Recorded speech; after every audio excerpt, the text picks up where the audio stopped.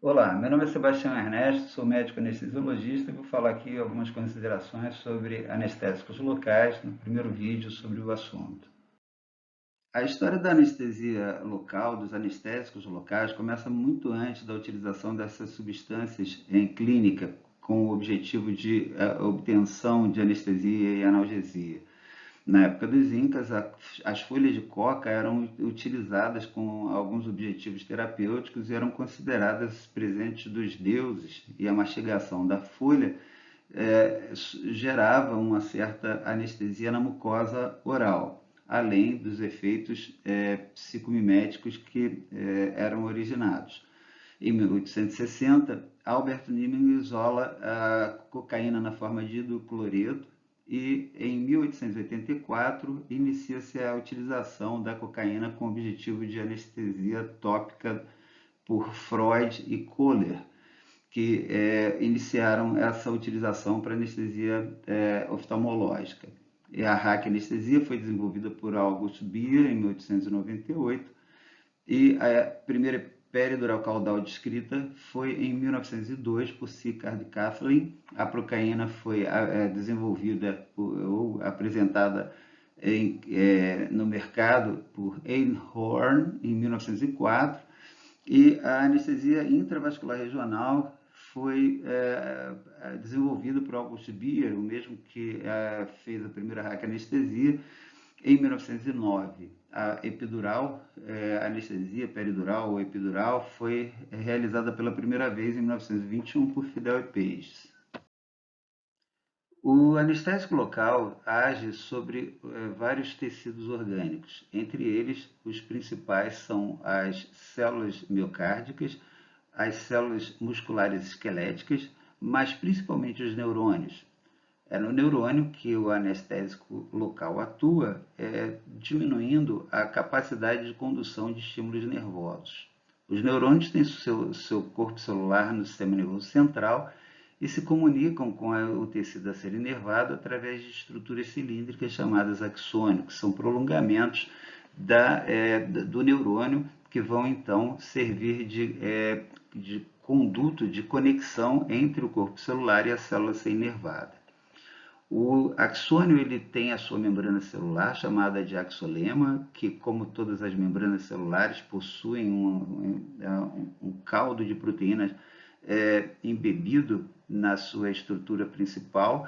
E entre essas estruturas proteicas, o axônio tem um sem número de canais iônicos, que são o principal alvo de ação do anestésico local. Dentro do axolema, temos o axoplasma, que é a parte citoplasmática do axônio. Esse axônio ele é envolvido ou não pela chamada bainha de mielina, que é uma envoltura lipoproteica que produz, além de isolamento, ele gera uma fonte de sustentação e de nutrição do neurônio. Ele serve também, ou ele tem importância, tanto na velocidade de condução do impulso nervoso, seja ele aferente ou eferente, mas também ele serve como uma barreira à penetração de substâncias. Então, é uma estrutura que serve de isolamento, nutrição e sustentação do neurônio, principalmente na parte axonal. Quando no sistema nervoso periférico, essa bainha de mielina é produzida pela célula de Schwann, e quando no sistema nervoso central é produzido pelos oligodendrócitos. Essas duas divisões, esses dois tipos de células, a célula de Schwann e os oligodendrócitos, são chamados de células da glia. Os neurônios mielinizados são assim formados por várias voltas que essa célula de Schwann dá em torno do seu comprimento longitudinal, deixando periodicamente algumas invaginações onde são concentrados os canais de sódio. Ali é feita a despolarização no momento em que passa o potencial de ação, e essa despolarização ela é transmitida de maneira saltatória de uma invaginação dessa para a invaginação seguinte. Essa invaginação, cada uma delas, é chamada de nódulo de Ranvier. Então, o potencial de ação, ao chegar em um nódulo de Ranvier, despolariza aquela região por abertura dos canais de sódio e essa mudança de voltagem transmembrana é transmitida de maneira saltatória de um nódulo de Ranvier a outro. Além disso, esses neurônios são envoltos pelo chamado endoneuro, uma capa de tecido fibroso, de tecido de conexão, que isola esse neurônio dos outros. E um grupo de neurônios formados assim é envolto por uma outra capa também, isolando nos chamados fascículos uma série de neurônios, cada um deles envolvido pelo seu endoneuro, mas o grupo inteiro envolvido por uma outra capa chamada de perineuro. Então, nós temos o neurônio isolado com o seu endoneuro, um grupo de neurônios envolvidos pelo perineuro, que é uma estrutura chamada de fascículo, e um grupo de fascículos envolvido pelo epineuro, que é a capa mais externa do nervo. O nervo é formado, então, por um conjunto de fascículos, e cada fascículo envolvido pelo perineuro, e esses fascículos têm vários neurônios, cada um deles envolvido pelo seu endoneuro. Além disso, no tecido conectivo existem os vasos vasorum, arteríolas e vênulas que têm a finalidade de nutrir essas estruturas nervosas. Esse diapositivo tem o objetivo de mostrar a diferença entre a célula mielinizada e a não mielinizada no contexto da célula de Schwann. Enquanto a célula mielinizada ela tem a sua célula de Schwann formando a sua bainha de mielina, com os nódulos de Ranvier e todas as estruturas mencionadas anteriormente, mais acima nessa figura pode ser vista que, então, as células não mielinizadas agrupadas e envoltas por uma única célula de Schwann. Portanto, enquanto a célula mielinizada ela é individualizada e envolta cada uma delas por uma célula de Schwann, as células não mielinizadas são englobadas por uma célula de Schwann, formando um grupo de axônios, então, não mielinizados.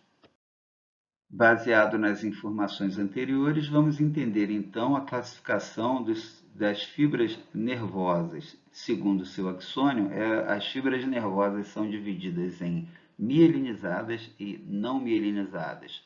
As não mielinizadas são as fibras C, são fibras pós-ganglionares do sistema nervoso autônomo. São responsáveis por condução de dor surda, aquela dor mal localizada, condução de temperatura, principalmente temperatura mais aquecida, e também responsáveis por respostas de sistema nervoso autônomo. Elas são extremamente lentas devido à falta da mielina, portanto, não tem aquela condução saltatória, a condução é feita de um canal iônico a outro, então a condução é muito mais lenta. Além dessas fibras não mielinizadas, então temos as fibras mielinizadas A e B, sendo que as fibras A são subdivididas em A-alfa, A-beta, A-gama e A-delta. As fibras A-alfa são responsáveis por estímulos eferentes. Elas estimulam a contração muscular esquelética e, sendo muito espessas, são as fibras de maior diâmetro, elas têm uma condução muito mais rápida do que as outras fibras, mesmo mielinizadas, com exceção da A-beta, que tem um calibre semelhante e tem a condução na mesma velocidade. Então, temos a A-alfa, que tem função eferente, função efetora, ela conduz estímulo à contração muscular esquelética. Temos as fibras A-beta, que tem a função sensitiva para toque e para propriocepção. Elas também, como foi dito, têm uma velocidade de condução rápida. Temos as fibras A-gama, que são responsáveis pela transmissão de impulsos sensitivos referentes à informação de estado contrátil, de fuso muscular, de posicionamento de músculo e de articulações. E temos as fibras A-delta, que são as mais finas, com uma velocidade de condução inferior e são responsáveis pela condução da dor somática, aquela dor bem localizada, além de condução de temperatura relacionada principalmente a temperaturas inferiores. Além das fibras A mielinizadas, temos as fibras B mielinizadas, que são ainda mais finas e conduzem ainda de maneira mais lenta. Elas são fibras pré-ganglionares do sistema nervoso simpático e são fibras que, então, embora tenham uma bainha de mielina e por isso sejam de condução mais rápida que as fibras C, elas são as mais finas entre as mielinizadas e por isso têm uma condução mais lenta. Além dessa importância na velocidade de condução, a espessura ou presença ou não da mielina também tem importância na sensibilidade aos anestésicos locais, onde pode ser percebido que, por exemplo, em anestesias de neuroeixo, vamos conseguir uma anestesia mais intensa e mais extensa do sistema nervoso autônomo pela maior sensibilidade, principalmente das fibras B aos anestésicos locais, seguido da sensibilidade intermediária das fibras A delta e, por último, uma sensibilidade menor das fibras A beta e A alfa, fazendo com que esse indivíduo tenha uma maior extensão de bloqueio autonômico, uma extensão menor na comparação de todos do bloqueio motor. Então, essas informações são extremamente importantes no entendimento do funcionamento neuromuscular, mas também da função sensitiva e da ação dos anestésicos locais sobre elas. Na comparação com a sensibilidade aos anestésicos locais, foi observado que as fibras C são as mais resistentes a eles. A explicação intuitiva foi que, enquanto nos axônios mielinizados há necessidade de bloqueio de 3 nódulos de Ranvier consecutivos em concentrações de anestésicos eficazes, nas fibras C, sem bainha de mielina e, portanto, sem nódulo de Ranvier, a disseminação de canais iônicos é muito maior. Então, a necessidade de uma concentração eficaz em uma extensão muito maior de membrana celular, com a necessidade de bloquear um número muito maior de canais iônicos. Sendo esta explicação real ou não, as fibras C se mostraram muito mais resistentes aos anestésicos locais. E o motivo de obtenção do bloqueio autonômico de uma maneira muito mais intensa, rápida e extensa é a maior sensibilidade das fibras B, que é a fibra pré-ganglionar do sistema nervoso autonômico, como foi dito anteriormente. Então, as fibras B são as mais sensíveis, seguidas das fibras A delta, transmissoras de dor e de sensação térmica ligada ao frio, as fibras A gama, as fibras A beta, A alfa, seguidas das fibras C. Essa é a sequência de obtenção do bloqueio, essa é a sequência de sensibilidade aos anestésicos locais. E da mesma forma, como as fibras são mais ou menos sensíveis aos anestésicos locais, aquelas que foram bloqueadas mais rapidamente são as que vão recuperar mais lentamente, já que precisam de uma concentração de anestésico local inferior. Então, a ordem de recuperação ela se inverte. Isso a explicação é intuitiva, mas a lógica é bastante clara. Enquanto as fibras B são as mais sensíveis e, por isso, bloqueadas mais rápido, elas também são aquelas que têm uma recuperação muito mais lenta. Por isso, mesmo nos pacientes que já recuperaram, por exemplo, de uma raquianestesia ou de uma anestesia peridural em relação à parte sensitiva e motora, há ainda o risco de manutenção de algum tempo de bloqueio autonômico com risco de bradicardia e hipotensão. Como foi dito anteriormente, o anestésico local tem a capacidade de atuar em vários tecidos, como cardíaco, muscular, esquelético e nervoso, mas também atua ou tem ação sobre vários canais iônicos, além de receptores diferentes, mas a sua atuação principal na obtenção da anestesia é no canal de sódio. E o canal de sódio é formado por duas subunidades, a subunidade alfa e a subunidade beta, que muitas vezes aparecem em duplicata. Então temos geralmente uma subunidade alfa e uma ou duas subunidades beta. A subunidade alfa é de extrema importância na formação da seletividade e na formação do ciclo de ativação e inativação do canal iônico.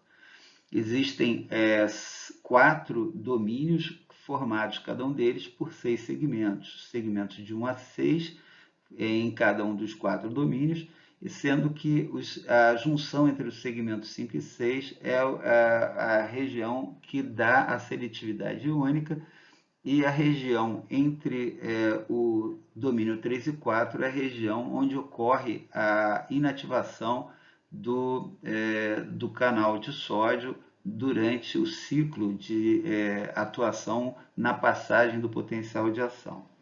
Essa subunidade alfa, então, tem esses 4 domínios que se fecham formando um círculo, e no seu interior é formado, então, o canal iônico. E de cada lado, quando há duas subunidades beta, então, de cada lado desse canal iônico, desse funil formado pelos 4 domínios, a gente vai ter uma subunidade beta.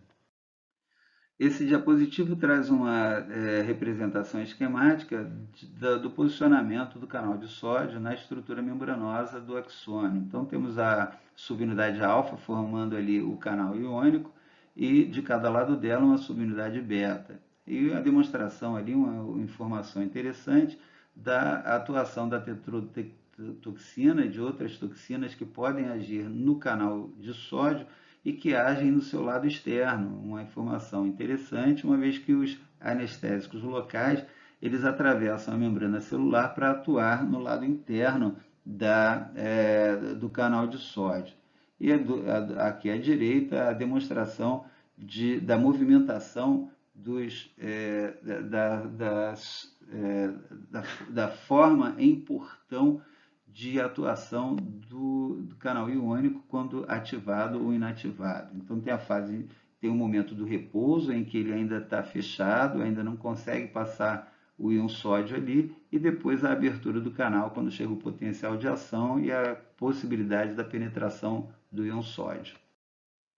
De maneira bastante interessante, a atuação dos anestésicos locais em vários canais de sódio, em vários tecidos diferentes, mostrando que, dependendo do anestésico local, ele vai ter uma ação mais intensa ou não em determinados tecidos, como alguns anestésicos locais que têm uma ação muito potente sobre os canais de sódio do tecido miocárdico e outros não, enquanto eles têm uma atuação parecida em canais de sódio da estrutura axonal.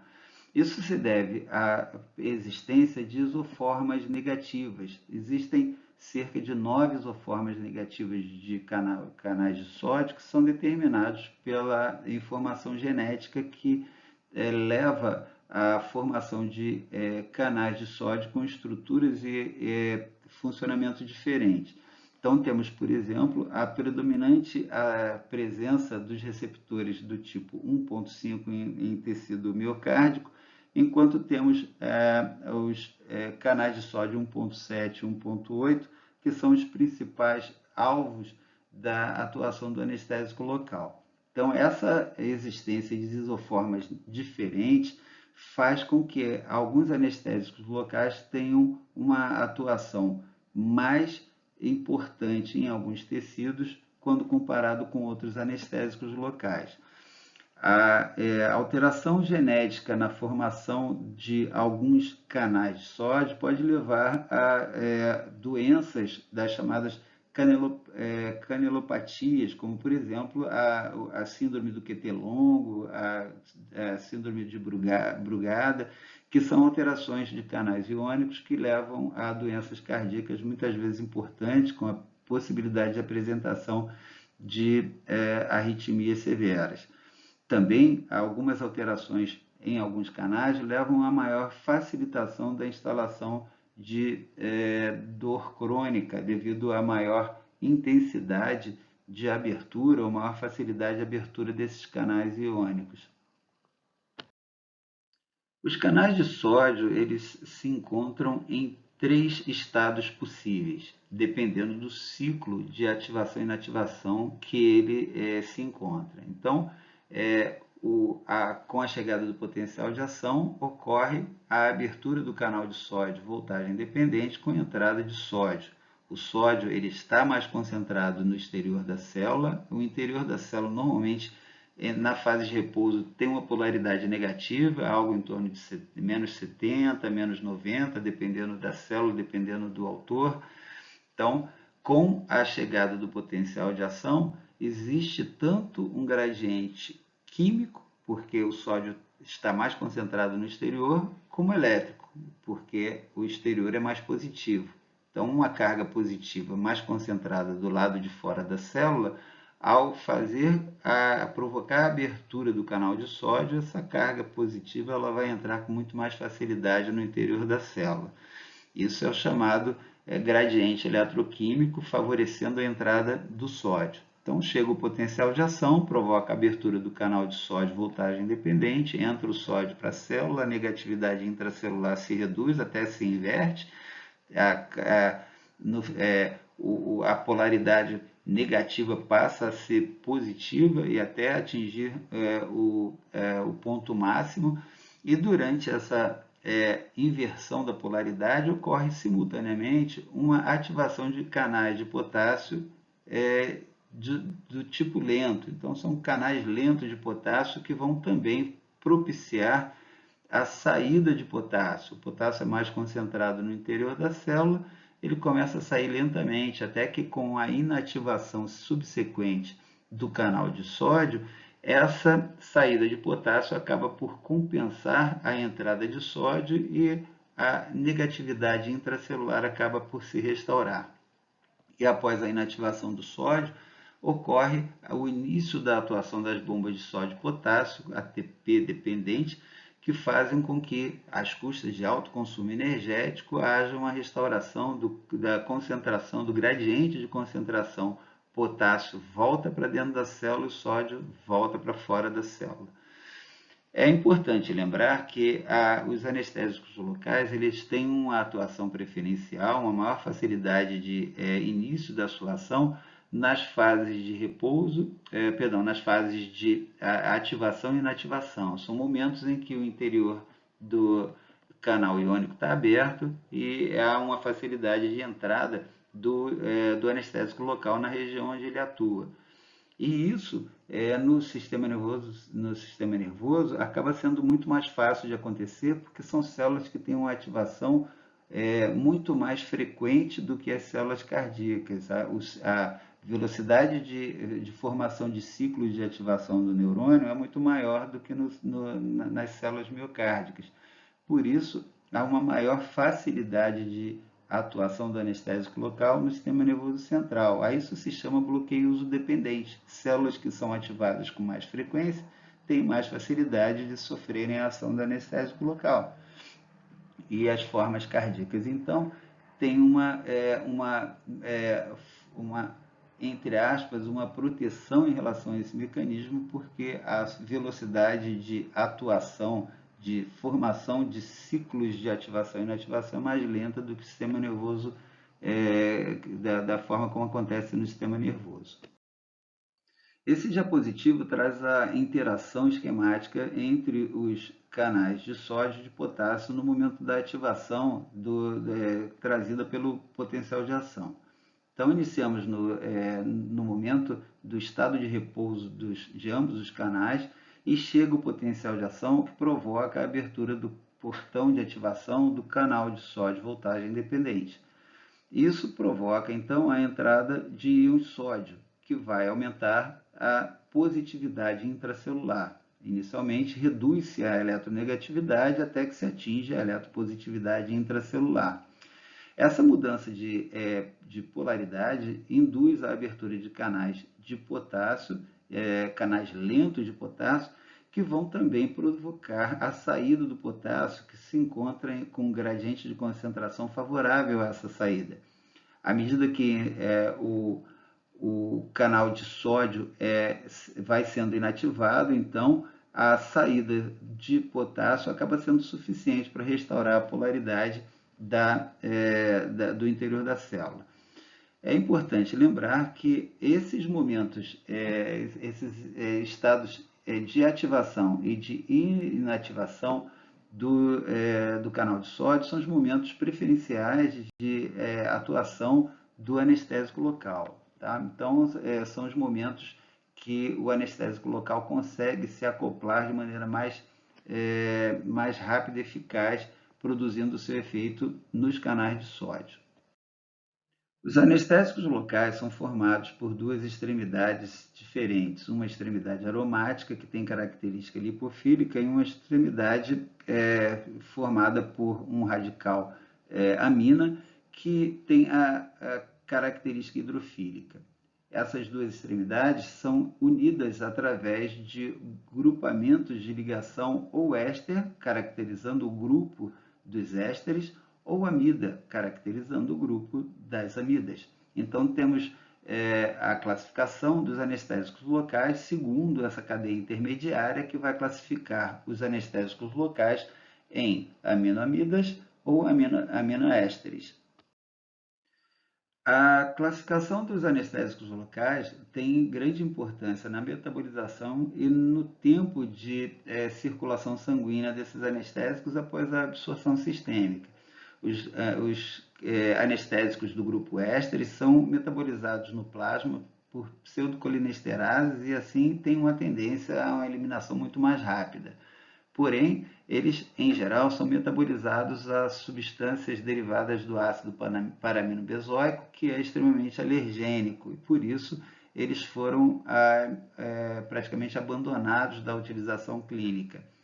Enquanto isso, os componentes do grupo dos aminoamidas são substâncias que têm metabolização hepática pelas enzimas do citocromo P450 e têm a eliminação um pouco mais lenta, dependendo da função hepática, do fluxo sanguíneo hepático, e são muitas vezes, e têm a sua metabolização muitas vezes sofrendo interferência por outras substâncias, como por exemplo o propanolol, que pode diminuir o fluxo sanguíneo hepático, os inibidores do H2, dos receptores H2, que podem reduzir a atividade enzimática e aumentar o tempo de circulação dessas substâncias, aumentando em algumas situações o risco de intoxicação. Terminamos aqui a primeira parte do vídeo sobre anestésicos locais. Espero que tenham gostado. Se gostaram, compartilhem, deem o like e muito obrigado pela companhia.